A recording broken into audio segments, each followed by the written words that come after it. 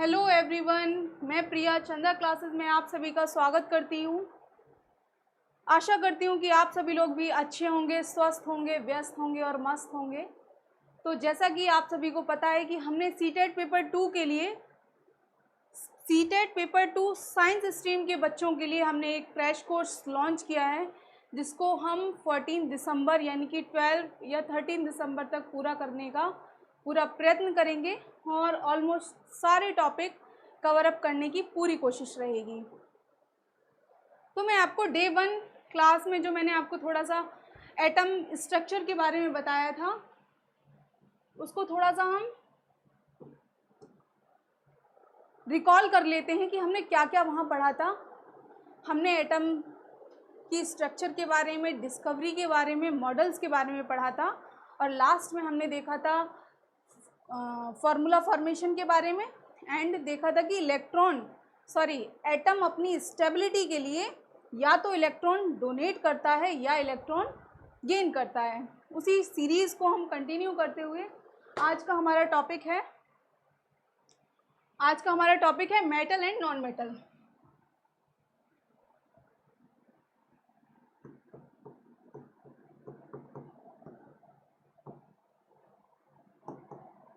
Metal and non metal, धातु और एवं अधातु, हिंदी में कहते हैं इसको धातु एवं अधातु। तो मेटल्स क्या होते हैं,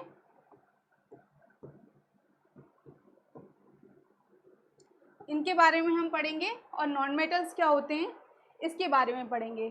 तो मैं केमिस्ट्री की लैंग्वेज में आप सभी को बता देना चाहूँगी कि मेटल्स आर दोज मटेरियल और substance who have tendency to gain positive charge और have tendency to lose their electrons।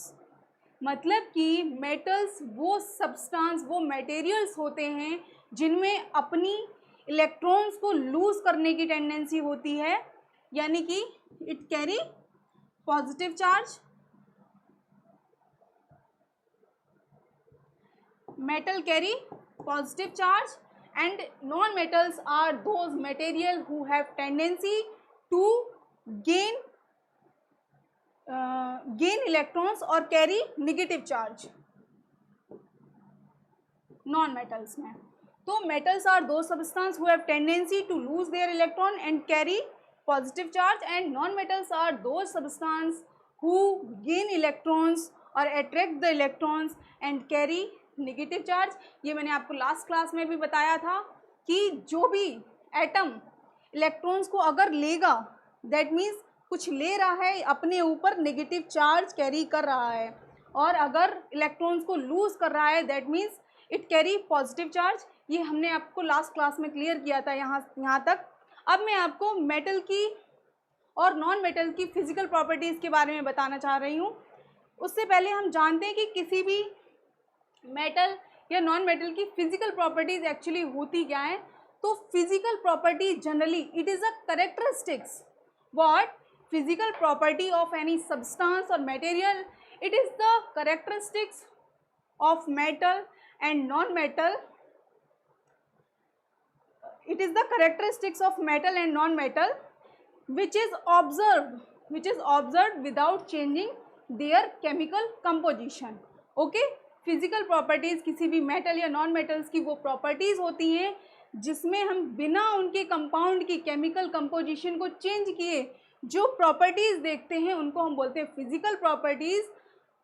और मैं इसको थोड़ा सिंपल लैंग्वेज में आपको बताऊं तो फिजिकल प्रॉपर्टीज़ वो प्रॉपर्टीज़ होती हैं जो हम किसी भी मटेरियल की, किसी भी सब्सटेंस की आउटर से ऑब्जर्व करते हैं। Let's say metals generally solid state में होते हैं। आपने देखा होगा आयरन हो, हमारा एल्यूमिनियम हो, घरों में बर्तन होते हैं एल्यूमिनियम के, आयरन होता है, कॉपर है, जनरली आपने देखा होगा ये सॉलिड स्टेट में होते हैं। But non metals exist in all 3 states, solid, liquid and gaseous. तीनों स्टेट्स में नॉन मेटल्स पाए जाते हैं। सेकेंड प्रॉपर्टी है हमारी लश्यर प्रॉपर्टी। तो लश्यर और साइन, मेटल्स जनरली लश्यर और साइन करते हैं जबकि नॉन मेटल्स ऐसा नहीं करते हैं। आपने देखा होगा मेरे पास ये पेन है, ये प्लास्टिक है नॉन मेटल है, आप देख पा रहे हैं कि ये शाइन नहीं कर रहा है। जबकि अगर मैं मेटल की बात करूं, मेटल मेरे पास जैसे रिंग है तो ये गोल्ड का है, तो गोल्ड जनरली शाइन करता है। आपने देखा होगा ज़्यादातर ऑर्नामेंट्स वगैरह शाइन करते हैं तो मेटल्स के बने होते हैं। और नॉन मेटल्स क्या करते हैं? Shine, they do not have properties of lustre और साइन। ये लक्चर और साइन की प्रॉपर्टीज इनमें नहीं होती है। थर्ड प्रॉपर्टी है हमारी मेलेबल और डक्टाइल। आपने देखा होगा कि मेटल्स को पीट कर खींच कर हम किसी भी शेप, इसको कोई भी हम शेप दे सकते हैं, जबकि नॉन मेटल्स को, जैसे ये हमारा प्लास्टिक है, नॉन मेटल्स है, अगर मैं इसको डक्टाइल करती हूँ, इसको मेलेबल करती हूँ, तो ये क्या है, ब्रेक डाउन हो जाएगा। क्लियर? तो मेटल में मेलेबल और डक्टाइल की प्रॉपर्टी नहीं होती है। क्लियर? ओके। नेक्स्ट प्रॉपर्टी है हमारी डेंसिटी की प्रॉपर्टी। मेटल में डेंसिटी हाई होती है, दैट मीन्स इसके जो कंस्टिट्यूएंट्स, इसके जो पार्टिकल्स होते हैं वो बहुत ही डेंस एडजस्ट होते हैं, पास होते हैं, और जबकि नॉन मेटल्स की डेंसिटी जो होती है वो लो होती है। नेक्स्ट प्रॉपर्टी है कंडक्टिविटी। कंडक्टिविटी की बात करें कि इसको हिंदी में कहते हैं हम चालक, यानी कि या तो इनमें हीट और इलेक्ट्रिसिटी पास कर सकती है तो वो गुड कंडक्टर होंगे, और अगर नहीं पास करती है हीट और इलेक्ट्रिसिटी तो वो बैड कंडक्टर होंगे। ओके, तो metals generally good conductor of electricity and heat. आपने देखा होगा कि कॉपर, सिल्वर, और आप बर्तन में खाना बनाते हैं, किचन में यूज़ जो करते हैं, उन बर्तनों में हीट हमारी पास होती है। क्लियर? और वायर्स जो होते हैं वो मेटल्स के बने होते हैं, इलेक्ट्रिसिटी पास होती है। तो metal have property, metals are good conductor of heat and electricity, but non metals में कंडक्टिविटी की property, they are bad conductor of heat and electricity. Good. Next हम देखते हैं इनकी कुछ केमिकल प्रॉपर्टीज़ के बारे में, मेटल्स और नॉन मेटल्स की। आई होप आपको फिजिकल प्रॉपर्टी बहुत अच्छे से समझ में आई होंगी। तो सबसे पहले मैं आपको ये बताना चाहूँगी कि केमिकल प्रॉपर्टीज़ क्या होती हैं किसी भी मटेरियल की, किसी भी सब्सटेंस की। तो chemical properties, it is also characteristics of an material, of an substance. ये भी एक करेक्टरिस्टिक्स है किसी भी मटेरियल और सब्सटेंस की। व्हेन सब्सटेंस, जब कोई भी सब्सटेंस अंडरगो होता है, पार्टिसिपेट करता है किसी भी केमिकल रिएक्शंस में, तब हम उसकी केमिकल प्रॉपर्टीज़ को ऑब्जर्व करते हैं। That means it is a characteristics of material and substance which is observed when the material or substance participated in a chemical reactions. These characteristics are called chemical properties of an substance. Clear? अब मैं कुछ chemical properties के बारे में आपसे बात करना चाहती हूँ। जब when metal react with water, जब मेटल वाटर के साथ रिएक्ट करता है तो ये क्या बनाता है, और नॉन मेटल वाटर के साथ रिएक्ट करता है तो क्या बनाता है, क्या ये रिएक्ट करता भी है या नहीं करता है।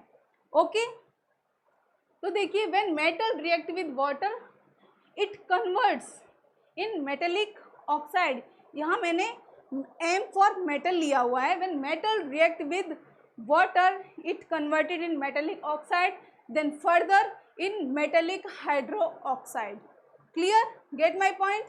अब मैं आपको कुछ डिटेल और इसके बारे में बता देना चाहूँगी कि you all are generally know sodium, potassium and calcium, these are highly reactive elements in our periodic table, जिनको हम एल्कली मेटल्स कहते हैं। तो ये मेटल्स हाईली रिएक्टिव होते हैं। जो हाईली रिएक्टिव है वो कोल्ड वाटर के साथ भी रिएक्ट कर जाता है।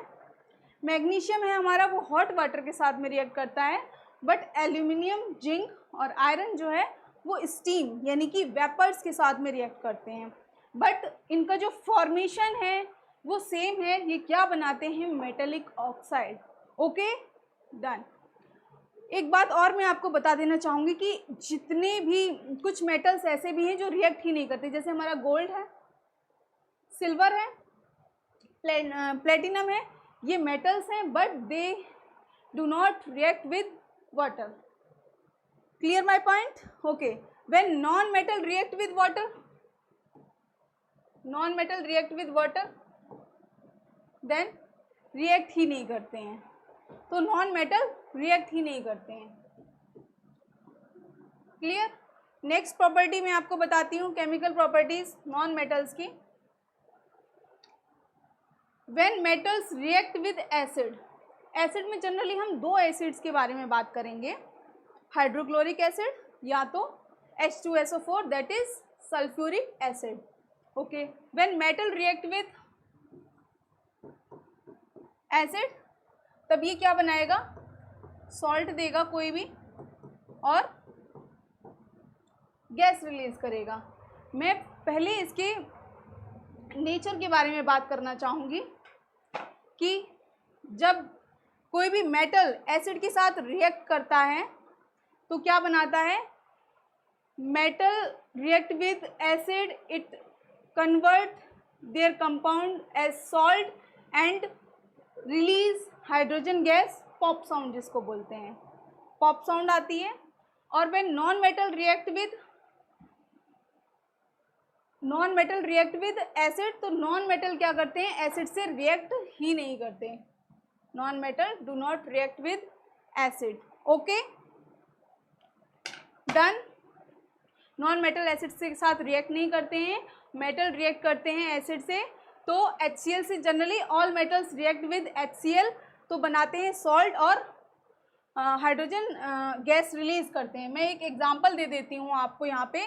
जैसे कि मेटल, एक हमने मेटल ले लिया सोडियम, उसको हमने हाइड्रोक्लोरिक एसिड से रिएक्ट कराया तो ये सॉल्ट बनेगा. सॉल्ट है हमारा NaCl plus hydrogen gas release करेगा. Is it visible?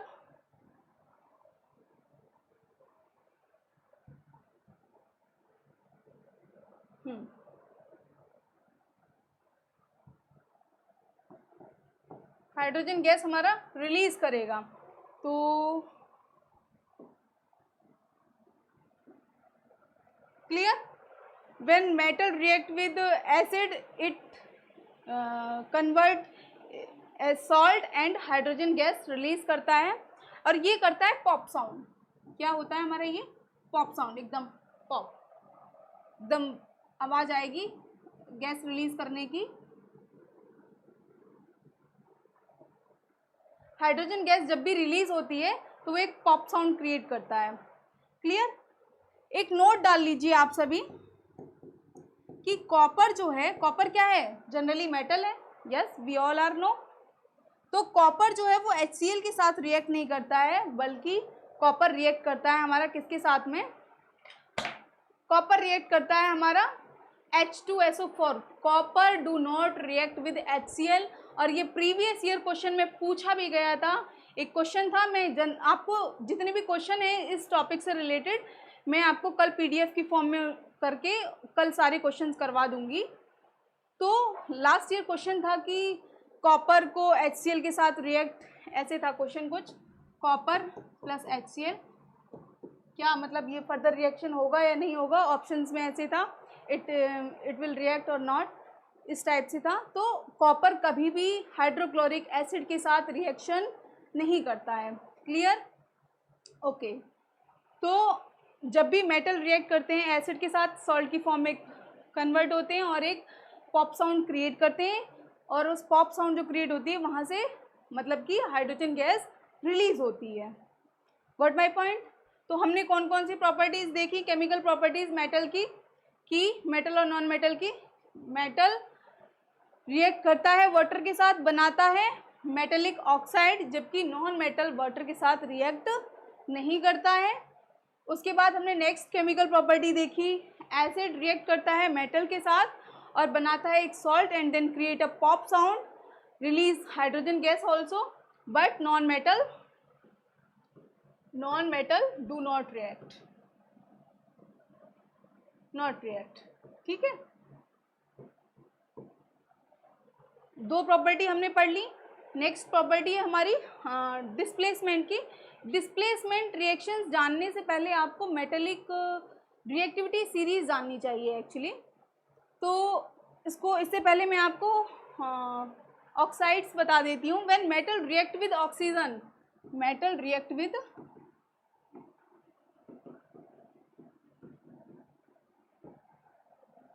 when metal react with oxygen and non-metal react with oxygen,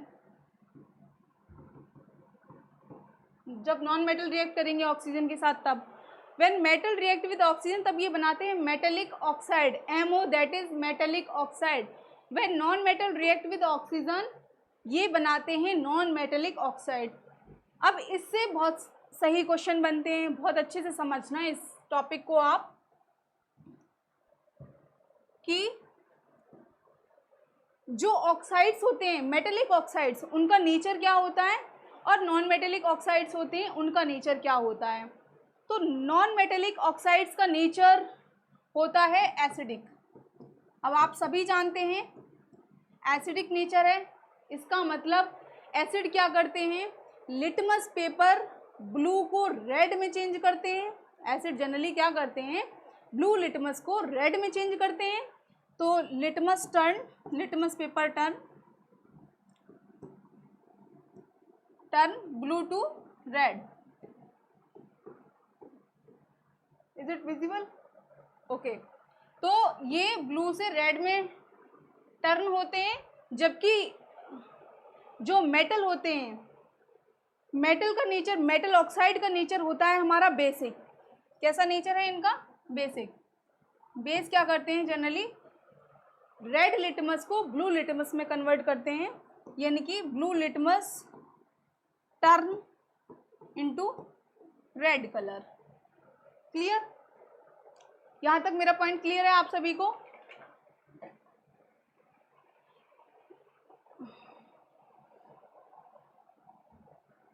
sorry, मैंने कुछ गड़बड़ किया है।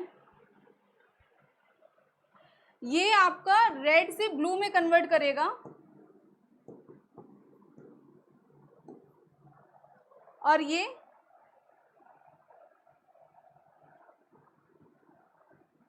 ब्लू से रेड में। बेसिक है अगर नेचर तो blue, okay, red to blue convert करेगा, रेड से ब्लू। अगर इसका नेचर बेसिक है तो ये रेड से ब्लू में कन्वर्ट करेगा, और अगर नेचर एसिडिक है तो आपका ब्लू से रेड में कन्वर्ट करेगा। एक्चुअली पहले वाला ठीक था, sorry.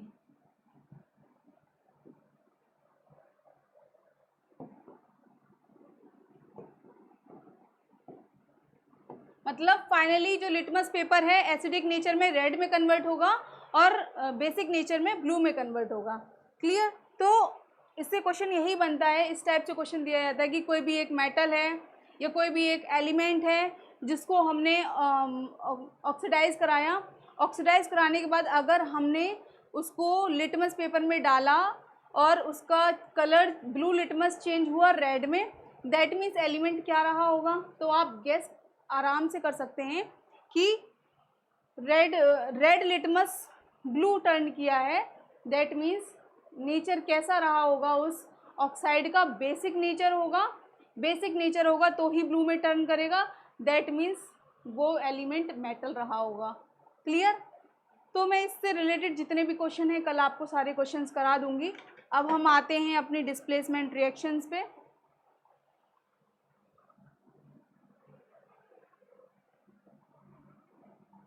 Displacement reaction, displacement reaction क्या करती हैं कि किस displacement reactions are those reaction in which highly reactive element displace to the less reactive element। किसी भी कंपाउंड में, किसी भी सॉल्ट में highly reactive element less reactive element को डिस्प्लेस कर देता है। हमेशा ताकतवर आदमी कमज़ोर इंसान को भगा देता है, उसी तरीके से highly reactive element less reactive element को रिमूव कर देता है। अब कुछ मैं इसके एग्जांपल बता रही हूँ, जैसे जिंक है, मैं रिएक्टिविटी सीरीज़ भी आपको कल बता दूंगी। एक सॉल्ट है हमारे पास FeSO4, क्या यहाँ पे रिएक्शन होगी? हमें पता है जिंक हाईली रिएक्टिव है, आयरन से। अगर जिंक हाईली रिएक्टिव है तो वो आयरन को डिस्प्लेस कर पाएगा। क्लियर। अगर यहाँ पे ये है हमारा कॉपर प्लस FeSO4, इस कंडीशन में क्या होगा, कॉपर हाईली रिएक्टिव है और लेस रिएक्टिव है आयरन से, कॉपर लेस रिएक्टिव है आयरन से, तो अगर ये लेस रिएक्टिव है तो reaction do not takes place, reaction नहीं होगी यहाँ पे। ऊपर वाली कंडीशन क्या होगा कि जिंक आयरन को डिस्प्लेस कर देगा, तो ये सॉल्ट बनेगा ZnSO4 और आयरन है हमारा ये रिलीज हो जाएगा। क्लियर। तो डिस्प्लेसमेंट रिएक्शंस में हमेशा highly reactive element less reactive element को डिस्प्लेस कर देता है और नॉन मेटल्स में displacement reaction do not takes place. तो चलिए कल इस टॉपिक से रिलेटेड जितने भी क्वेश्चंस हैं मैं आपको सारे क्वेश्चंस कराऊंगी जो भी प्रीवियस ईयर में आए हुए हैं। तो आई होप ये टॉपिक आपको बहुत अच्छे से क्लियर हुआ होगा। जो भी क्लियर नहीं हुआ है इन केस तो आप उसको कमेंट बॉक्स में डाल दीजिएगा, आपका आंसर ज़रूर आपको दिया जाएगा। Okay, thank you.